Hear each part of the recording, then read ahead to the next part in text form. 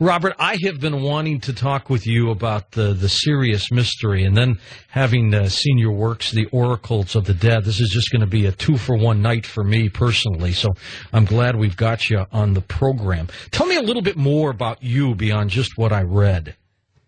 Well, I'm originally American, but I've lived in England most of my life. I grew up in Kentucky, so I'm a sort of hick, you could say, in which I take great pride because I think hicks are very good. Being one, I'd have to think that. And I had a very nice time growing up surrounded by such a beautiful place as the state of Kentucky. So that's my plug for Kentucky. The bluegrass land, huh? Yes, it's not blue, but it's beautiful. Now, you are where right now as we speak to you? I'm sitting in London, which is a place where I spend a great deal of time because I live in England. The Sirius Mystery, a tremendous story of the tribe in West Africa. How did you come upon that story to the point where you did so much research? And I've got to tell everybody, when you get a chance to read the works of Robert Temple, he not only writes it from the perspective of a researcher and author, but he actually visits and lives part of the stories that you see. And I'll talk about that when we talk about oracles, because he went on some trips that I would never go on because they would scare me to death. But how did you come across and am I pronouncing this tribe right, the Dogon tribe? Do they pronounce it like that? Dogon. Dogon, okay. Tell me about this story and how you became familiar with it. Well, it was all an accident, but due to the fact that I don't like loose ends, and if something doesn't quite fit, I never give up trying to figure out what might be wrong. Somebody said something to me that was a bit off one day, and I said, hold on, that can't be true. And I began to look into it, and it resulted in that book.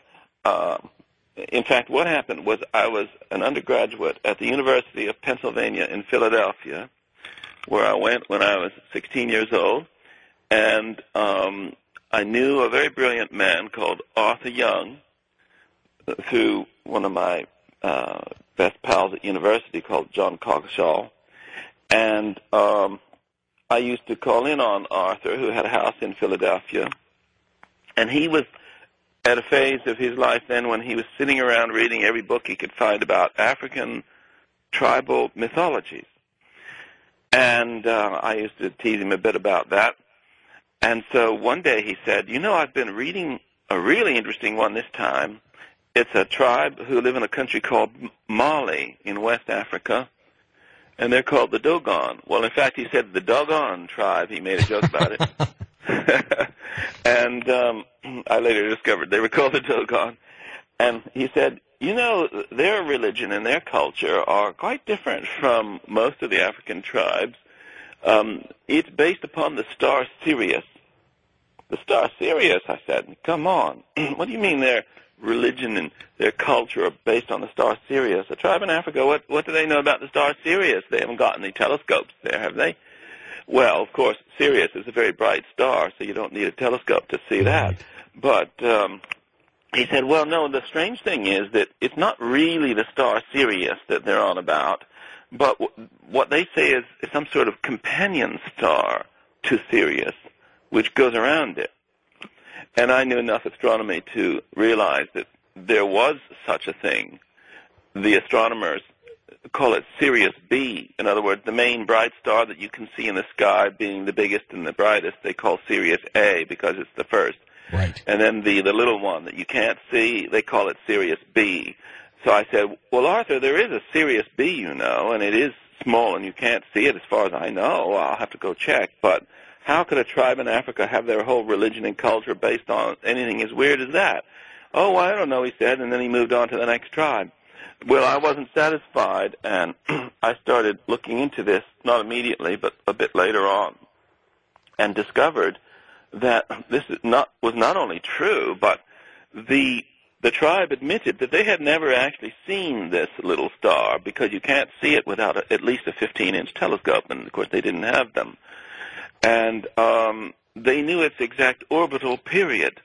Well, they admitted that they knew the orbital period of something they couldn't see. Amazing. That was 9 light years away. So what's going on here? And this is how the whole thing began. Is the tribe still in existence, Robert? Very much so, although they're under a great deal of pressure from two sources. One, the government of Mali is run by very earnest Muslims, and they want the Dogon to convert to Islam. Of course, everybody's supposed to convert to Islam, so you better get ready, George. But the Dogon are being pressured to give up all these traditional beliefs, which make the Muslims who run the country very nervous, because, well, everything makes Muslims nervous that isn't in the Quran or the Hadith. So the Dogon can't really get jobs or anything like that unless they first convert and thereby give up these amazing traditions, which are the basis of my book. So, of course, that makes me very unhappy.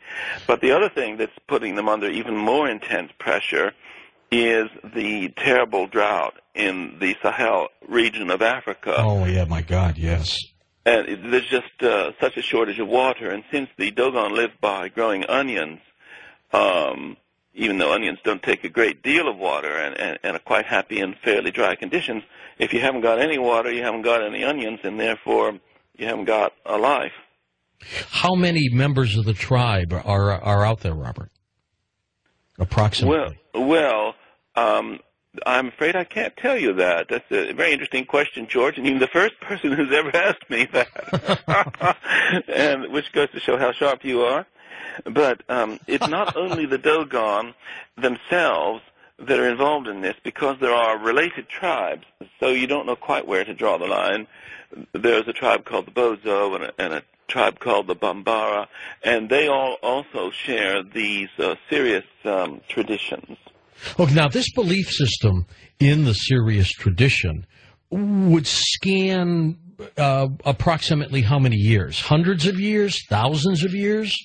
Well, the Dogon and all those other tribes that I mentioned, including the extraordinary tribe called the Akan in Ghana, they are all descended from migrants who came down across the Sahara Desert from the North African regions and who intermarried with the local black population, so that now all these tribes are totally black in appearance and have a mixture of languages. That is, they speak the languages which are from black Africa, but they have sort of sub-languages and secret languages which are of other origins. It's all very complex, and the Dogon have a system of written signs, of which they have about 30,000 sort of hieroglyphic-type things. It's a very, very, very complex story, but we know that the ancestors of all these people migrated south about 700 or 800 years ago, maybe 1,000, and reached this part of West Africa and spread out through Mali and Ghana. They came from the northeast, and we know the migration route. And in the Serious Mystery, I give the map of the migration, and all of this is reconstructed on the basis of anthropological studies and historians and real evidence.